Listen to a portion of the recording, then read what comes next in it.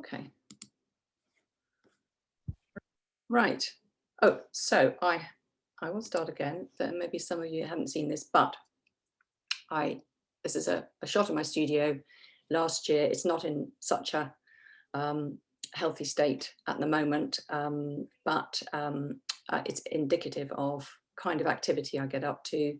All sorts of different things going on, all sorts of different materials and processes, and it's a studio at the end of the garden at my home in Faversham in Kent, and it looks like a barrage of stuff actually, but I do work an awful lot across different works at the same time, and one thing can often trigger or lead into another. So there's often families of works that are created.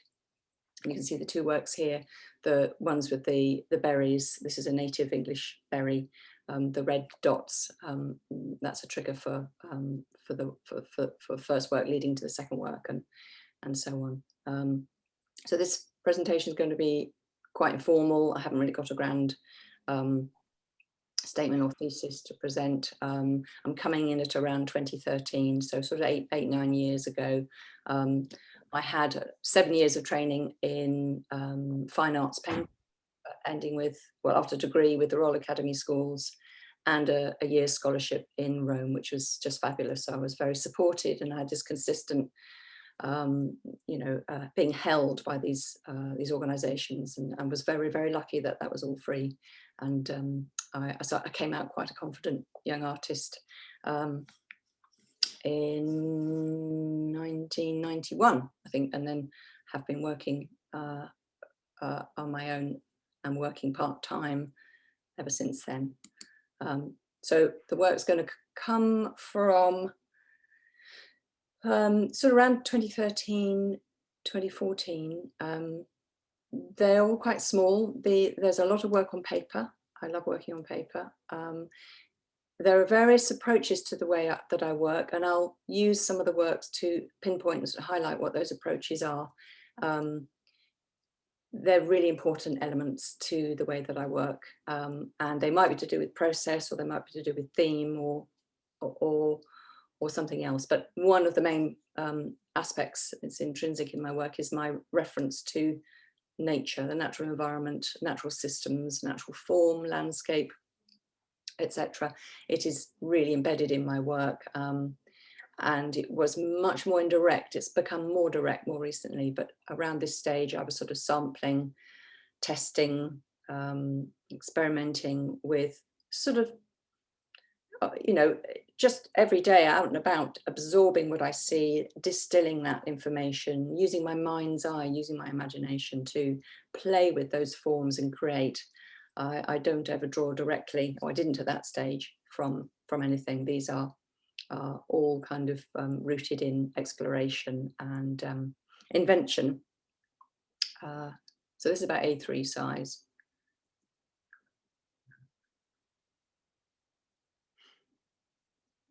I'm very interested in how forms and composition and subjects arrive and arrange themselves on a surface. I have I've got some notes here actually, I'm just going to have a look at those.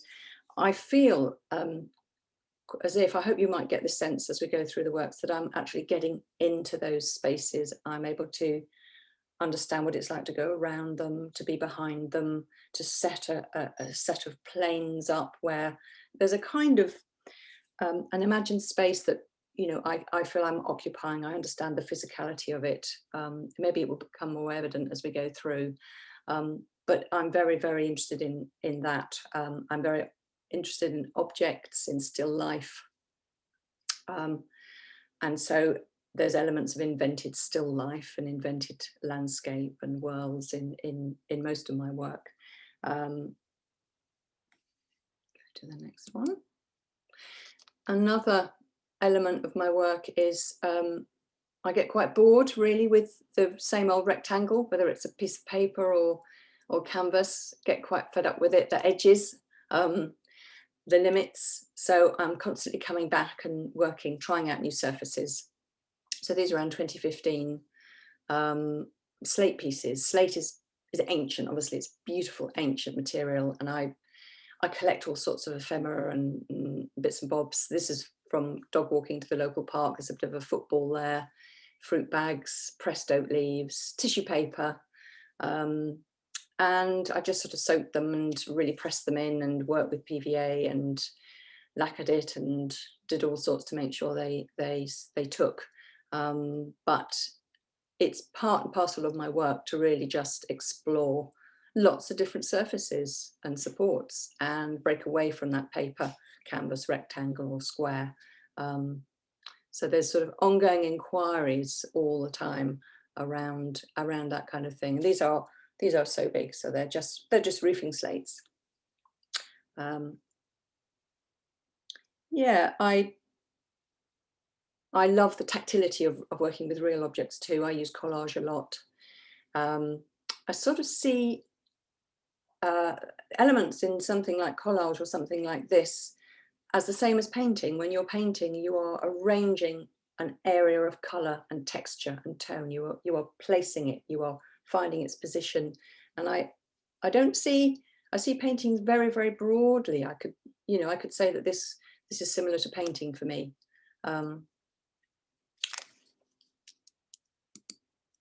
Here's another different surface. This is foam board, which allowed me to score, and it's watercolor. I just wanted to see if watercolor would sit on foam board, and it took really beautifully. I think there's a certain surface to it, but it's quite absorbent as well, and I could strike and work into it with a sharp object, and then the ink drains, or the watercolor drains and collects in that indented surface. I use scoring a lot in my work.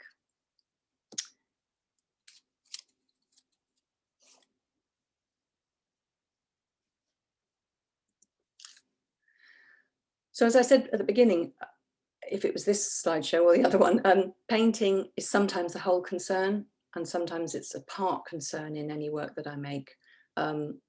So I'm very interested in processes. This is another important element of my work, and mark making. It's a big part of my practice, and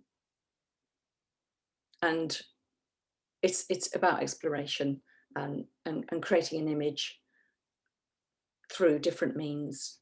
So I made a series of these. I always make little families. I spent sort of a few weeks working with frottage.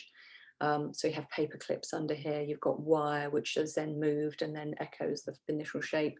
But there's also hand-drawn elements in here as well. And also working on the brown paper is a lovely surface to draw on. I really loved it. I love throwaway things that I find.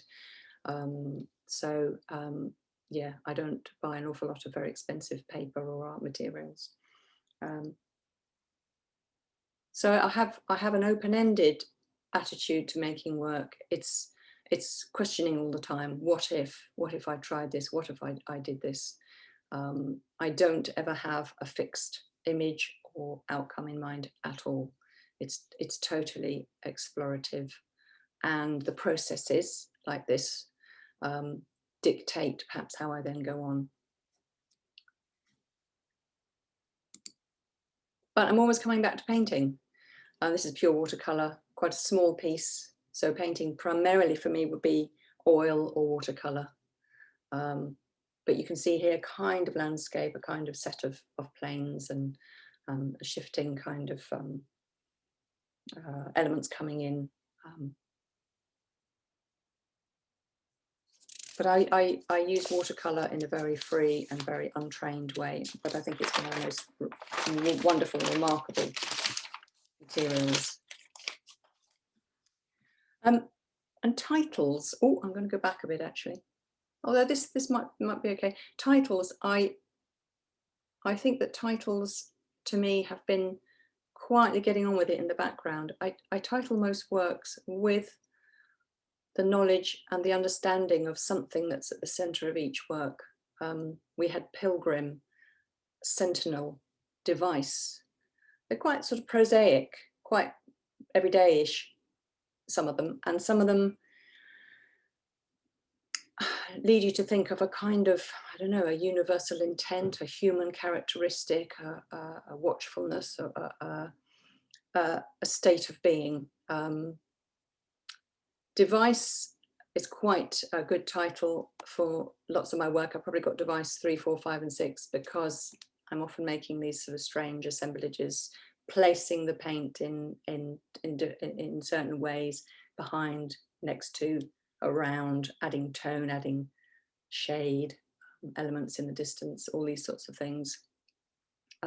So there are some ridiculous devices in my work that seem to find themselves through this open-ended painting process. And this is on a piece of a boat, actually. I think it might even be a bit of a rudder that I found walking up the local creek here in Faversham. Yeah, and I like playing, not playing with words, but I like the names like Pilgrim and Sentinel. I think that there's something lyrical and poetic about those, but I'm never aiming to get any kind of very grand, sort of overly intellectual titles to my work. But they signify something. I think they signify something to me, if not to anybody else. So I'm working away, I'm working in mixed media, I'm working on different surfaces. Where are we now? 2018. So this sort of next lot is really sort of much more up-to-date work.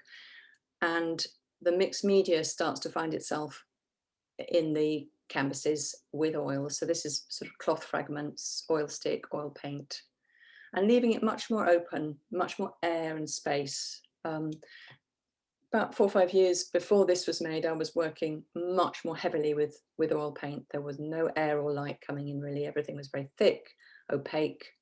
I began to use oil paint, perhaps like I use watercolor, seeing washes, and just letting the light in, and again, the placing of things is becoming quite prevalent in a new sort of fresher way for me.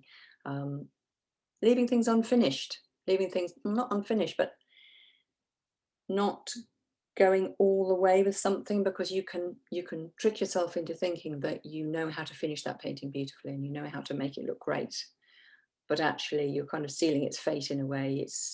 I think it's better to be a bit risky and be open-ended. And because I work on so many paintings and other works at a time, they're almost all in a state of being unfinished, but they're kind of finished as well. It's a subtle thing.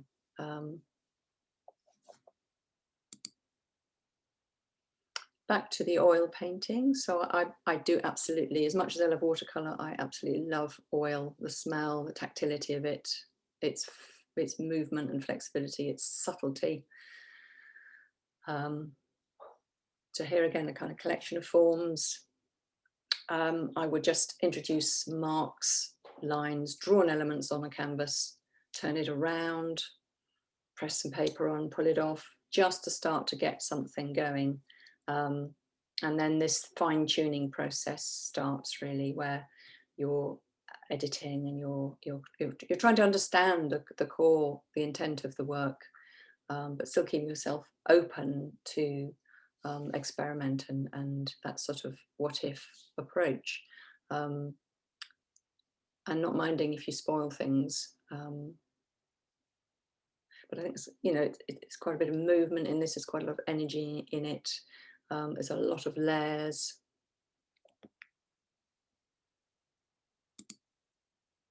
Another piece on paper. So this is acrylic, which I very rarely use. I don't like acrylic and I never use it. So I went to oil when I was on my degree and stayed with oil and water-based paints like gouache and inks. But this is primarily watercolor. But again, with that sort of openness, you've got your central form, your structure, your device, your arrangement, and then you've got quite a lot of air and space around.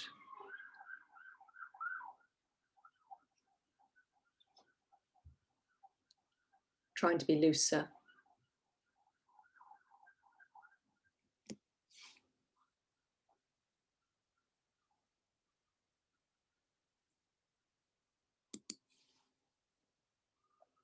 I do a lot of series on paper, so these two would be part of maybe 7, 8, 9, 10 pieces, all on A3 paper. This is on oil, paper that you can paint with oil on.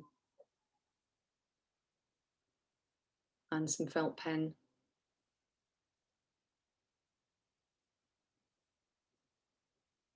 And I don't know actually even now if that's finished or not. It's just stopped. I'm always working. I teach and I do a lot of workshops and that kind of thing. But I'm always stopping and starting with my practice. So sometimes there are actually weeks in between making work, which I don't think is a bad thing. Actually, I think it's quite a healthy thing. You can see things more clearly, but you do tend to maybe start again. So I have portfolios and portfolios of work, and I might get those out. I remember someone was saying at another talk last week that she looked at work from years ago and brought them out again and carried on working. And I do a bit of that, I think, as well. And they organize themselves into families. So I might be following one particular path with one type of work, where one work is a current piece and one work is 3 years old. So I might go back and look for that other work that has a connection and bring it out and work on those two things together.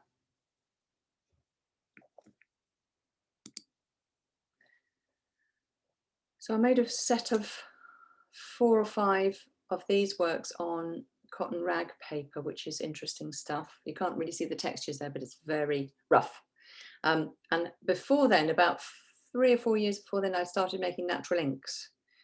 And I had a commission with a conservation organisation, and I used hedgerow plants. And that set me off on this journey of making and using natural inks, which I make, and I sell them as a kind of byline as well. I've got an Etsy shop.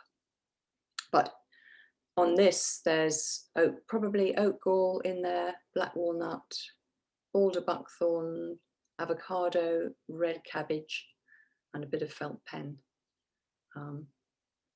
But I absolutely love the colours, and I love the fact that I'm sourcing them from nature. And the importance of nature in my work has become more and more, I've become more and more directly involved with it, which we'll see in a moment. But one of the ways is by actually using the colours of nature to become elements of my work. So the red cabbage blue is extraordinary, it's beautiful. And all the inks they last, they're fixed by the size in the paper. They don't fade, very few fade, I've noticed over the last few years. I had a studio for a while in a farm, and it was a massive studio, and it enabled me to stretch out and lay out huge canvases. I mean, these are nearly 2 meters square, to enable me to lay them out on the floor. And I wanted to work on raw canvas. I think I'd been looking a lot at Helen Frankenthaler, whose work I really love. And in fact, I saw the show of her prints on woodblock a few months ago, which was really inspiring. But I made these works on raw canvas. I made the initial layer, which is natural inks, which is the softer, darker, more natural colours underneath, the very pale mauves, the grey on the right, the yellow. That's all natural inks. I wanted to see if that would work on raw canvas. And I think I then protected that with, I then stretched the canvases and I protected that with a coat of like an acrylic polymer, a clear polymer. And I then worked on top in oil, which is the blue and the red, and also some pastel. But it was wonderful actually starting these works on the ground and walking right round them, walking over them, throwing things on them. I hadn't been able to do that for a very long time. But it was a former chicken shed in the farm, so it wasn't the nicest studio, but it was big and it was very light. I was there for about a year. I have another one of those. So this is also the same sort of size, made in the same way. Throwing down the paint or the ink, the natural inks, and then working a little bit with oil. I'm not sure, I think the green might be oil, but also pastel. as the sort of more drawn elements in there. And again, trying to leave them very open-ended, lots of space and air around them.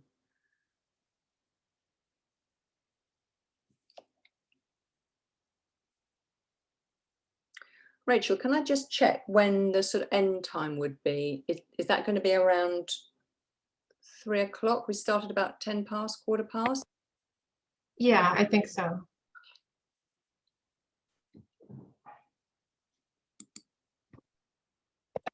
So this is a small piece on panel. I really enjoy working on panel. There's a lot of underpainting and a lot of scoring, a lot of layering. It's so big. It's quite a small one, but quite chunky. And again, I enjoyed that sort of physical manipulation, making something feel really sort of, really very, very sort of like you could almost hold it. You could get your hands around it. You could feel that space. It was heavy.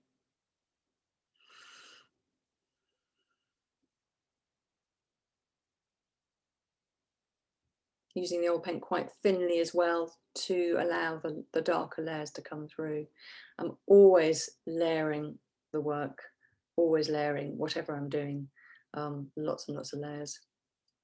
And I was noticing, I went to the Milton Avery show actually the other day, which was just wonderful at the Royal Academy, beautiful work. And I was noticing how a lot of his, the final forms on the surface have a kind of halo, have a kind of light behind them, and he's obviously working with another colour underneath and then working on top, which I think is gorgeous.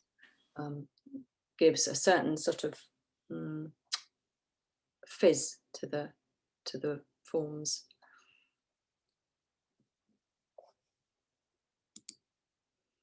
So I mentioned working more directly from nature, and up until then I had not been doing any direct drawing at all, but I just became quite curious about, well, what would it be if a totally abstract artist, which I had been since 1980s, I think, started to draw direct from observation and study natural forms and see what that would bring to the work.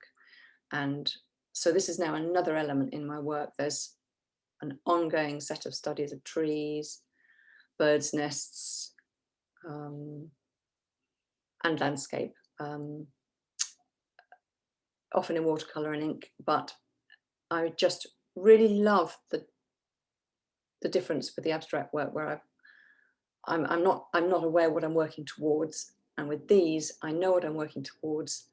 I'm not making them tight. I'm employing my impulses and my understanding as a painter and an abstract painter to working with real objects, and it gives me a lot of freedom in it. Actually, I think I found that the freedom that I've got from my background as an abstract artist has been wonderful when working with observed nature and natural forms. And I've also done a lot of teaching around sort of mindful drawing from nature, understanding. It's part of my campaigning side, is to encourage people to connect to nature by drawing and looking at things properly, and by doing that hopefully they will care more about the natural world, which we all know is in a bad way. So these are both really small, probably A5, yeah, A5 size, I think. The feather might be A4. I collect a lot of feathers, a lot of natural objects. I have them around the studio, and I'm noticing trees and leaves and everything all around me all the time. And now I'm in a habit of working directly from them, and then seeing what that does in terms of the mark making, going back into the more abstract works. I shall move through a bit. Okay, so alongside those drawings, a slightly fuzzy slide, I'm sorry about that. This is a series of 6 works, large works I made, A1 size. They're monoprints, which I then gave a kind of wash of charcoal some natural ink, some collage and some drawn elements. But the charcoal kind of seeped into the areas where the monoprint, the printing ink went, and came out darker. So that was for a show I had in Hackney in London in around 2019. So I'm moving between these different, you know, how is it possible to do that, to move between these areas? Okay, so I started a series of small panel paintings in oil and introducing collage. So shield made around the time of the first lockdown. So there may be, you know, there's perhaps an element of that sort of the feeling we were all living with at that time. But I like this heraldic paper piece from my treasure trove of cut out and torn paper pieces. It seemed to me to be almost like a shield in its shape and its appearance. I love working on panel, whether it's smooth or whether, as you can see here, you can see the gesso, the marks of the gesso. They come through sometimes, so that's really lovely. It's whether, you know, whether you choose to sand or not. But sometimes I'm working on quite rough panel. It isn't a panel piece, it's on canvas actually, but it's same time, using frottage, collage, frottaged pieces, and the trees themselves I've used a feather as the stencil, so it's kind of, nature is kind of creeping in lots of ways. And I just wanted to try and see what would happen with collage on an oil painting. How would that hold? Would it stay? Would it last? This is just pure oil, I think.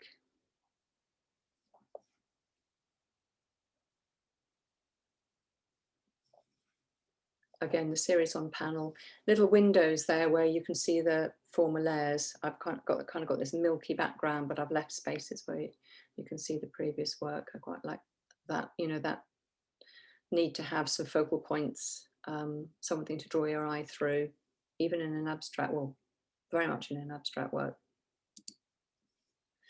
This piece is totally made from natural inks, and I put it in because I think it shows again my interest in the placing and the developing of a form, of a structure that could be quite ridiculous and random and doesn't make sense, but it's there nonetheless. It has a certain solidity, it has a certain presence, and the qualities of the inks are just sort of, to me, I absolutely love them, especially this soft oak gall.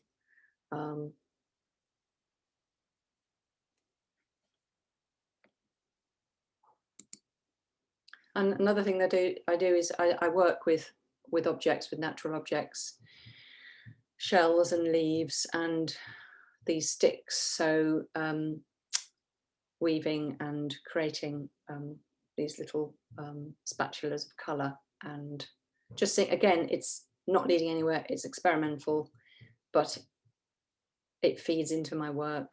It's another process that I love doing. I do use stitch in some paper pieces as well. So there's all sorts of crossovers and connections. But working with these sticks, they come into other works. It's very important for me to handle these things, to handle natural objects. There's an intelligence in there through touch, through what we feel. And they perhaps reappear in some of these works as well.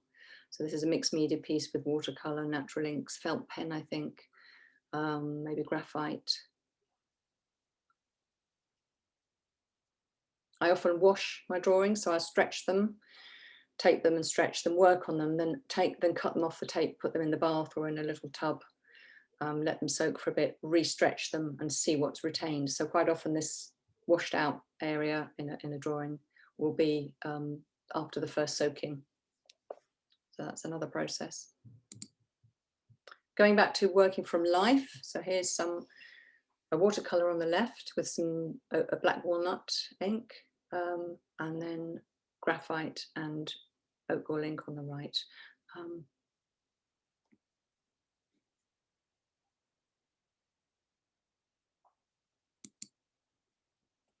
Collage, I'm really excited by collage. Again, I find it's about that arrangement of areas, of colour, of texture. This was Margaret Atwood sitting for a photograph for a Guardian article, and she's become the mountains. And then I've introduced the trees and the washed area behind. And the collage has continued to go into the paintings. So these are all oil with tissue paper primarily, maybe newsprint. There's an element of collage in all of them. It just introduces something other. You get a kind of rucking of the surface, you get the edges, you get a given colour already there, like this pink piece here on the left in the sail. It's a kind of boat, a kind of tree, a kind of set of air filters or something. Anyway, sea land air.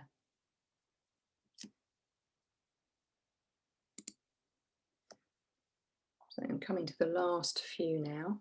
So the mixed media piece, it took me a long time. Some of the works do take a very, very long time. They'll go through several versions actually. Because I'm coming and going a bit from the studio and because I'm working on so many things, I might fancy not working on that for a while.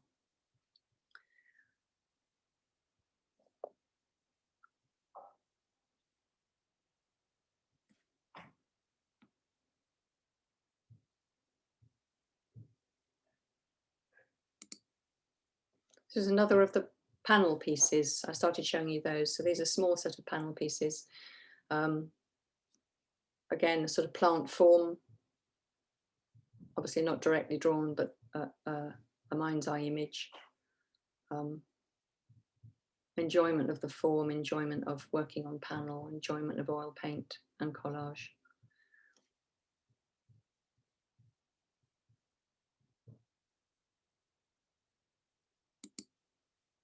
And humour. Actually, I think humour is really important. And there are ridiculous structures, random, improbable, pompous and useless things in a lot of my work, which I think again is a kind of reflection on our position on this planet, and perhaps, you know, waving a bit, seeing where to go, trying to find a way through. It's a very small panel piece on very rough panel. I don't think it's even properly primed, but it's fine. Oil is fine. Another in the panel series, and I think this one, they are all quite small. I think this one shows that sense of things being behind and things being within a space, an imagined space, all kind of shuffling together to be behind this form on the surface.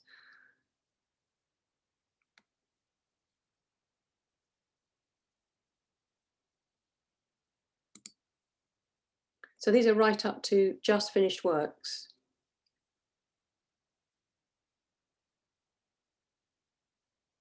In fact, these will have been made through the Turps mentoring scheme, correspondence course, which gave me a lot to think about, gave me a whole new kind of angle, but kind of nicely tied to things that I had been thinking about as well.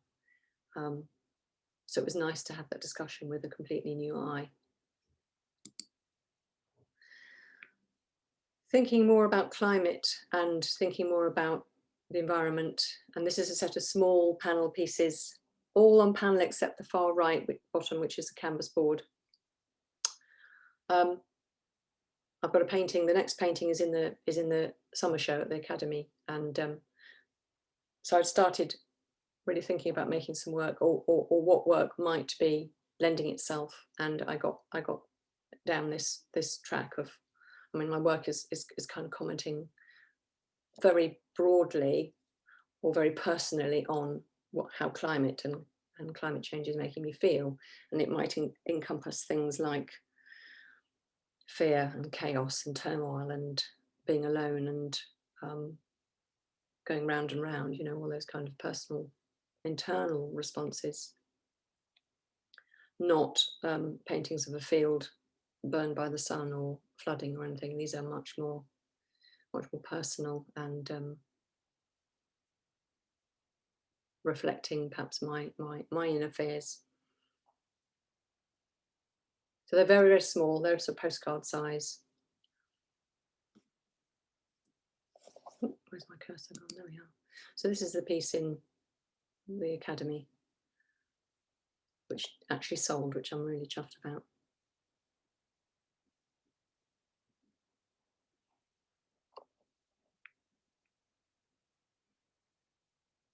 So I'm trying to sort of bring together quite random things and then explore what else might work, but leaving lots of space and air, having sort of openness. I think there's an edginess to them. There's a sort of presence or an edginess, an eeriness, which is I'm happy with that.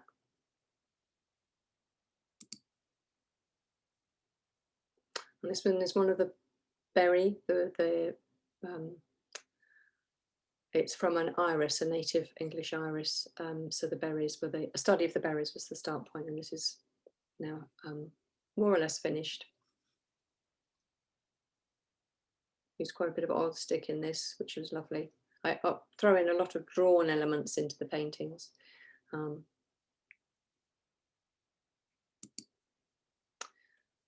So we're sort of getting into the last couple now. This is work in progress, more or less. It's almost completely finished, but not 100% sure, but I'm enjoying it.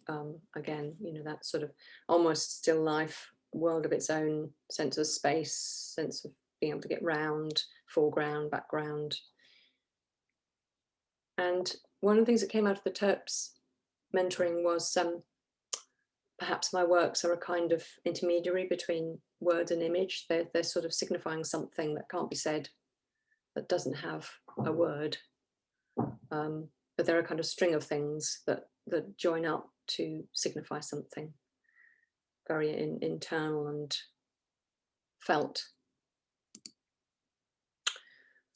Last slide of things. I often use drawings and paintings and sort of fold them up, cut them up, and make books from them. And I also work on maps. So there's a series of 6 map books I made, and I've done this on and off over the years. It's another lovely surface to work on, mixed media. So it's watercolor and stitch on that page, and then you can see where it is in the picture on the right. And I made a sort of a central spine, a star shape that runs down the middle of them that the map pages could then be adhered to. So they stand up like little sculptures. But I really love the qualities of this old map book that my family used when I was a child, and the kind of lurid colours, but also the delicacy of them and the beautiful capacity they have for exploring and working into. So at the moment, I'm working with soaking and cutting up paintings on paper and then attaching them to other paintings. So this is a natural inks piece with a collage on the bottom there, potentially unfinished.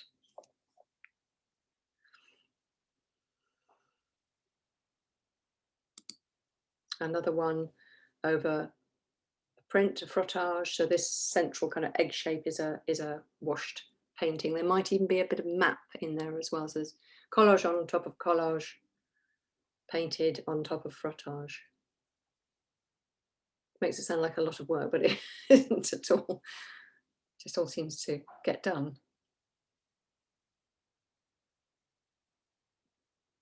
So I'm deconstructing paintings at the moment. So I said at the beginning, I see painting as a very broad area to work in, and I've even been pasting the paintings onto logs and sticks and branches and things to see how that might work.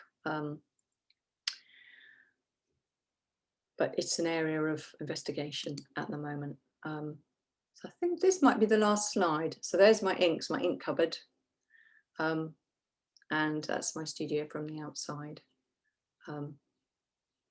And my garden, I'm a big gardener, so I have a lot of vegetables, but also big wilded area with lots of wildflowers and grasses before this point. And then this is the veg garden leading to the studio, which I share with my husband, who restores old motorbikes.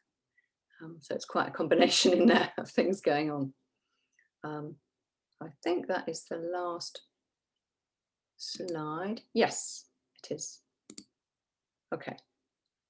So I hope that wasn't too much and too quickly moving over things. But yeah, I think that's all I want to say about my work at the moment.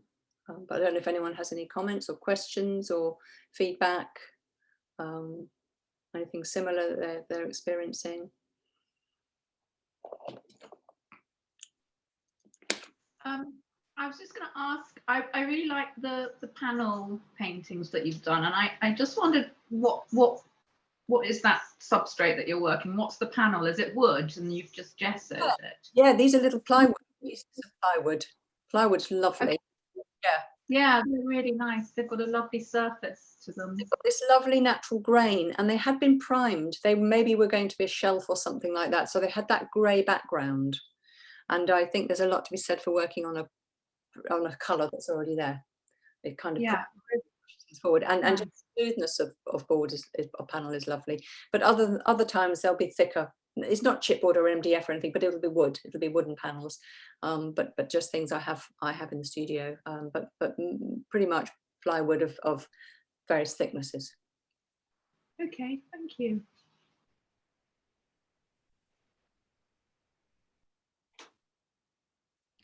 Oh, hello. Hello, Amanda. Oh, hello, Audrey. How are you? Fine, thank you. I wanted to say that your intuitive process for the abstractions is very interesting, and that the big work on the raw canvas is fantastic, really fantastic. So yes, you're looking for, yes, it's very appealing in the photo of the studio that we have seen previously. It's in there, yes, yes. I love it. And it's not a coincidence you love Helen Frankenthaler. Yes. I like her too. Yes, I'm very interested in all your process. Thank you. Thank you very much.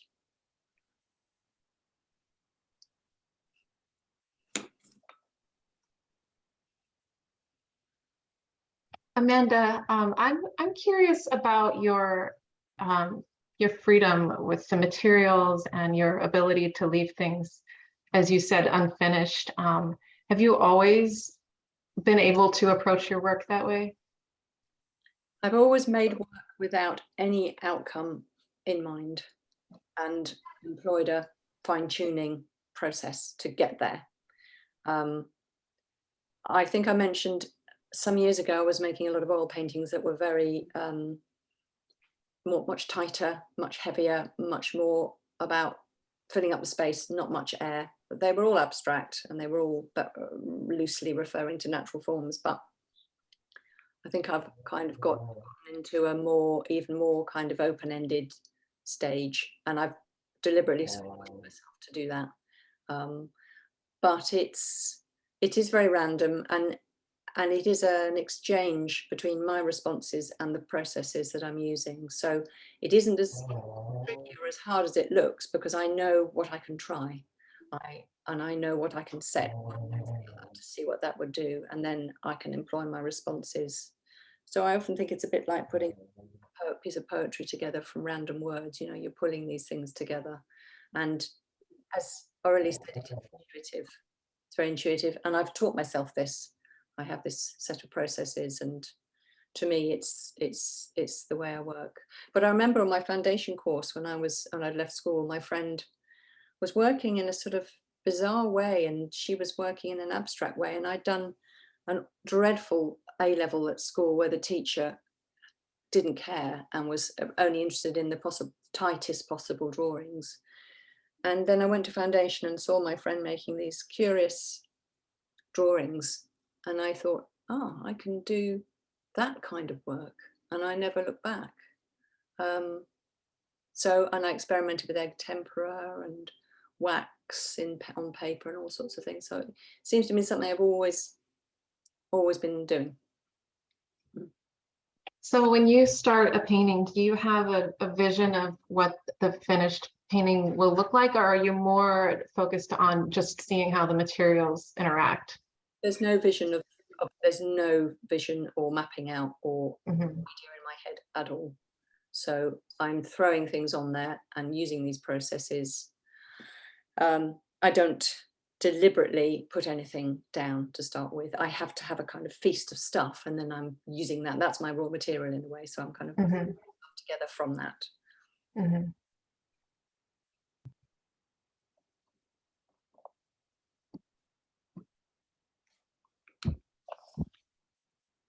But I kind of wonder what everyone thinks about the definition of a painter.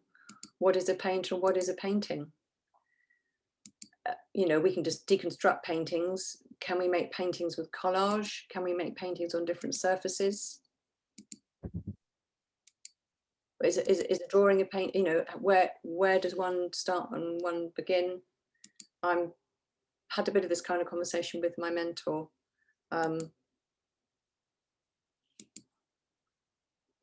But I think obviously it's up to the individual, and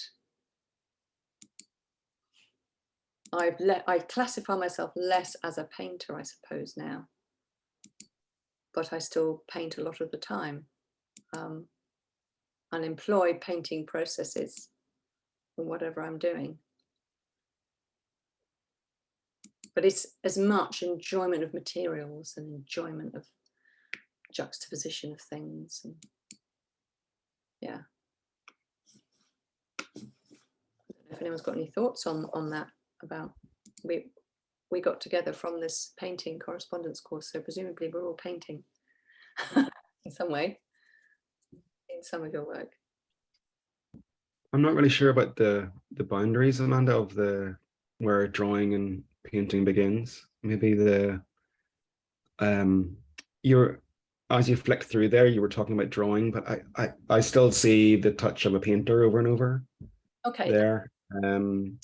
But I don't know. I mean, yeah, it's very subjective, and your work's so tactile as well. There's a real you talked a few times about the intimacy of them and your desire to hold them in your hands, and your observations and close observations of nature, and you're a gardener and you're touching and interacting, and it's a very sensory.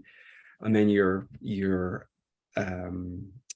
the way you work, it seems it's very intuitive, and it's I'm really I think a few people have asked questions along those lines, but I'm still really curious about the forms that you're finding in the work. They still seem to really relate to all these kind of natural forms and natural elements, in the sense of layering of time and aging or something, the elemental things, you know, that you're immersing them in water. And I can't see I can't see what you see, but I think you've hit the nail on the head. There, nature is kind of seeping in there in one way or another, whether it's elemental or it's something I've been handling and I've got used to handling in the garden. You know, I do think there's a kind of distillation process. So until I started drawing directly, which I showed you a few of, I was observing and drawing in these forms and these shapes and these surfaces and textures, but then reproducing them according to my own. I mean, it's something, I mean, it's interesting that you said about language as well, because for me, it seems really, I don't know how to define that either, but poetic. There's a poetic quality, and they, you know, and that's a sort of form that works in the gaps between language and leaves space. And it's also often very reduced and not very directly, like speaking very directly sometimes, you know, but saying more by doing that. And it's kind of interesting. It's open. Sorry, Questioning. yeah. And I'm fascinated with how you obviously care about nature and the environment, but you're choosing to kind of process that stuff in a way, like, yeah, you said it's not the flooded field or the burnt, you know, something, but yeah, they're quite they're still very abstract, but they do speak to something deep within you. I don't know. Effective and reflective, I think. They take a long time to absorb for some people, I think, as viewers. They're not out and out there, obvious to read, easy to read.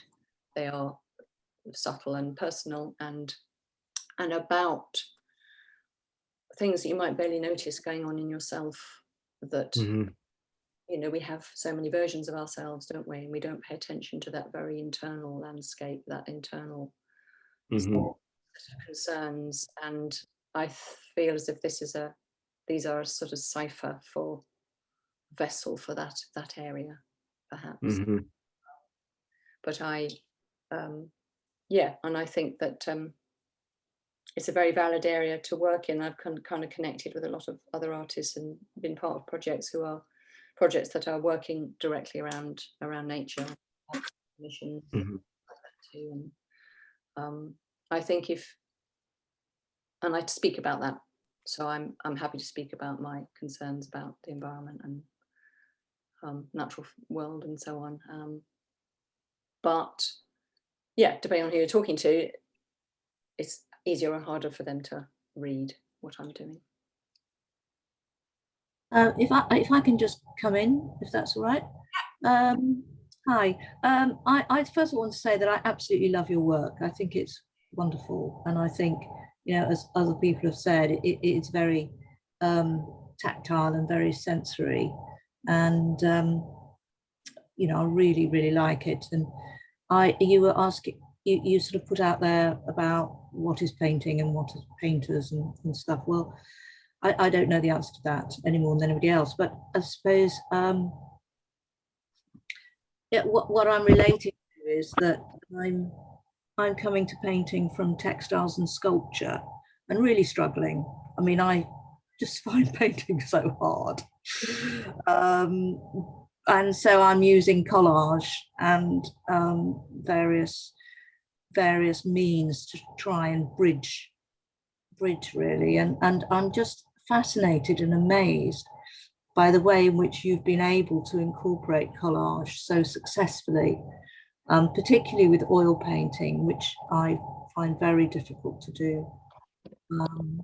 So it gives me great hope to just keep going and keep trying, and you know that these things are possible.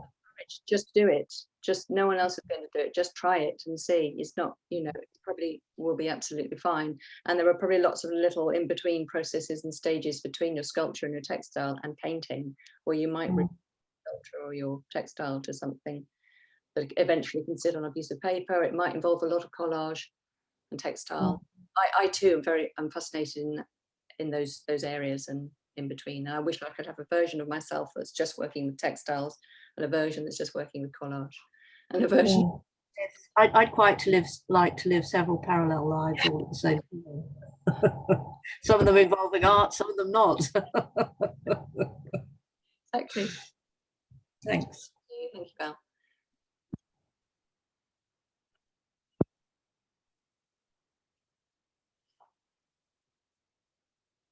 I've typed a few names in the chat. I think Tim has one too, of artists that you might be interested in. And I think we probably should move on unless you have any questions for us. No, I don't think so. I've been really pleased to present to you all, and thank you very much for your responses. Keep going, and that's the thing, and keep being curious with what might happen with your work. And thank you very much. A pleasure to. Yeah, thank you. So do I press stop record, or does that keep going? Yeah. Stop record and stop screen share, and then Orly can take over with hers. Stop record.